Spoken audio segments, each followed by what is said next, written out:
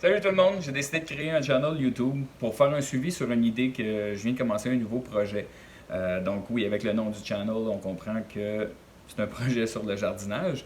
Donc pour faire un résumé de l'idée, ça a simplement commencé avec l'utilisation de fines herbes en cuisine. Plus que j'en utilisais, j'ai commencé. Ben, l'utilisation de fines herbes, qui est devenue une utilisation d'herbes fraîches, dans le fond, et que j'ai commencé à utiliser de plus en plus. Donc, au lieu de toujours les acheter, j'ai décidé de commencer à les faire pousser à la maison. Ça s'est accumulé, fait que les pots, dans le fond, j'ai commencé le thym, le romarin, après ça le basilic, la nette, la ciboulette. Ça s'est accumulé, donc je me suis retrouvé avec une table, j'ai acheté une lampe pour les faire pousser aussi, tout le gros kit. Après ça, je suis tombé sur une vidéo en ligne où ce que ça démontrait comment faire pousser des légumes à partir des légumes que tu achètes au magasin. Exemple, un céleri, tu coupes la base du céleri, le pied, tu le mets dans la terre, il va repousser par lui-même tout simplement. Des tomates, tu coupes les tranches, tu les mets dans la terre, ça va pousser, ça va te faire tes plants de tomates. J'avais déjà la table, j'avais la lumière, je fais comme, bah, pourquoi pas, on va s'amuser, dans le fond, on va l'essayer. J'ai eu des fails, il y en a qui ont juste pas du tout poussé, ils ont disparu, ils ont été complètement décomposés dans la terre. J'en ai d'autres qui ont poussé quand même très bien. Sauf que ça m'a donné l'envie d'aller chercher un peu plus loin, de comprendre pourquoi certains ont juste pas poussé quand que dans la vidéo que j'avais vue, ça avait l'air à être super simple, sans problème. Et plus que j'ai cherché, plus que j'ai pris l'envie de vouloir peut-être faire commencer à planter mes légumes, mes fruits, commencer à les produire par moi-même. J'ai trouvé ça intéressant. Sauf que là, l'idée qui arrive, c'est qu'on est ici au Québec. Dans le fond, si on veut faire pousser, je vais faire pousser à l'extérieur. Sauf que le problème qu'il y a au Québec, c'est qu'on a une période de froid qui est quand même très grande. La période de cultivation, dans le fond, est assez restreinte. Puis j'aimais pas l'idée non plus de devoir attendre, commencer à préparer tes pousses. Ok, oups, c'est le temps qu'il faut que je plante, sinon j'aurai pas le temps. Après ça, à l'extérieur aussi, là, c'est trop nuageux pendant une semaine, t'as pas assez de lumière. Il se met à mouiller pendant 5-6 jours en ligne. Tes plants sont noyés complètement. Tu viens de perdre tout ce que tu as fait depuis 2 mois, quand elle allait être prêt dans pas long. Tous ces problèmes-là, dans le fond, qui viennent avec l'agriculture. Donc, les seules options qui se présentaient, c'était soit une serre. Donc, elle pouvait faire une serre dehors, sauf que là, dépendamment des lois des villes dans lesquelles tu es, la serre peut être considérée comme une autre bâtisse supplémentaire sur le terrain ou comme un cabanon, c'est géré par certaines grandeurs, des choses comme ça. J'ai pas voulu commencer à m'embarquer là-dedans puis m'ostiner avec la ville pour pouvoir me faire quoi que ce soit. Et l'autre chose aussi, c'est que je veux avoir accès en tout temps aux légumes quand je veux les ramasser. Donc, le but aurait été plus d'être à l'intérieur et je voulais aussi cultiver à l'année au complet, dans le fond. Que je veux pas.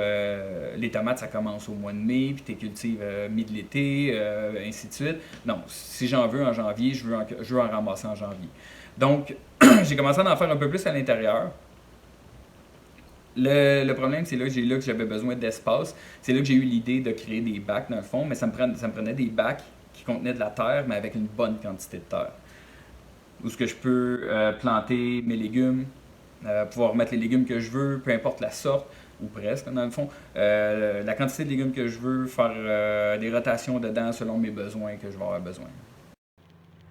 Comme on peut voir sur les photos présentement, l'idée finale est devenue un bac de 4 pieds par 2 pieds avec 16 pouces de profond, avec une toile qui empêche le bois de boire l'eau.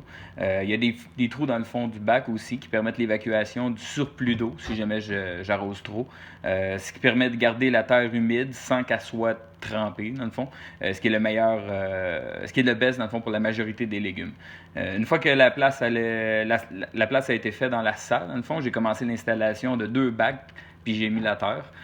Chaque bac contient 250 litres de terre. Et comme prévu, l'évacuation de l'eau, dans le fond, elle se fait à merveille. Comme on peut voir dans la vidéo ici, l'eau, elle coule très très bien, complètement bien. Ici, j'ai vraiment arrosé plus que le bac en a besoin pour tester, m'assurer dans le fond que l'eau sortait bien par les trous en dessous au cas où. J'ai transféré mes herbes dans le premier bac, puis j'ai utilisé le deuxième bac pour faire différents tests pour l'instant. Il y a à peu près après une semaine environ, tout allait bien, que mes idées de grandeur, dans le fond, ils ont augmenté. J'ai décidé de pousser l'idée un petit peu plus loin puis de transformer la salle au complet. Là. Fait que, voici le résultat final après que tout soit installé. Donc, comme on peut voir, il y a 4 bacs de plus qui ont été rajoutés. La terre a été mise, je les ai arrosés aussi au complet. On peut voir l'humidité ici qui est à 56%, mais ça, c'est vraiment parce que je viens d'arroser les 4 bacs. Une fois que l'échangeur d'air, dans le fond, contrôle l'humidité, ça se maintient à 40-45% dans la salle. J'ai absolument aucun problème avec ça. Donc, un total de 6 bacs pour environ 1500 litres de terre complet. Chaque bac est 2 pieds par 4 pieds avec 12 à 14 pouces de terre en profondeur.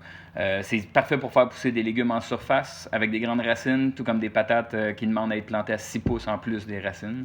Le système de lumière qu'on voit ici en arrière branché, sont branchés sur des timers qui offrent de la lumière dans le fond de 6 h le matin à 11 h le soir, ce qui est le meilleur temps total de lumière qu'on peut donner à des plantes. Donc voilà le projet.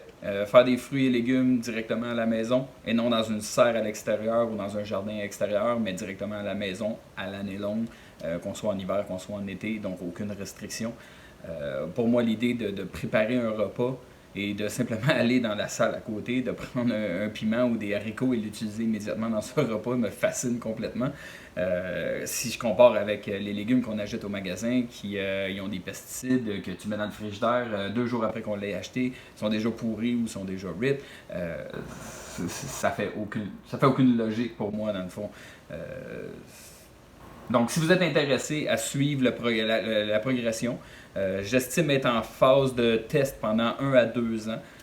Ce qui est une partie super intéressante pour moi, dans le fond, c'est que je vais tester la progression des plantes, dans le fond. Vu que c'est dans un environnement complètement contrôlé, la quantité de lumière, la qualité de lumière, l'humidité de l'eau, l'humidité de l'eau, l'humidité de la terre dans l'eau, dans le fond, la qualité de la terre, la fertilisation, la matière organique sont dans la terre, tout est complètement contrôlé. Donc, je suis curieux de savoir est-ce que la plante va pousser plus rapidement ou est-ce qu'elle va simplement produire beaucoup plus qu'elle aurait produit si elle avait été à l'extérieur.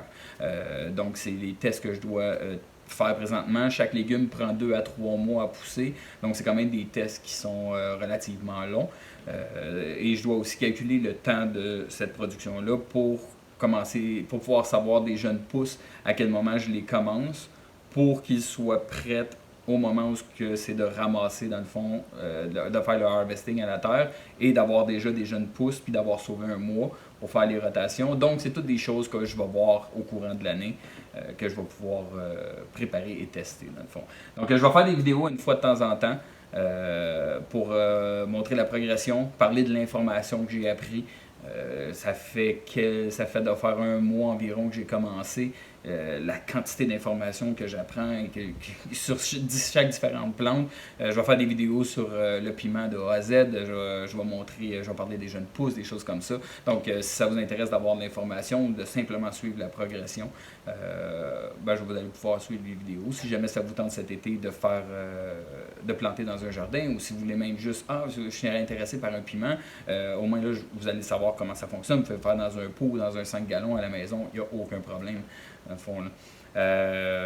Donc, c'est ça. Avant de finir, je vais simplement répondre à une question avant qu'elle me soit posée. Donc, non, je ne vais pas faire pousser cette plante-là, ce produit-là.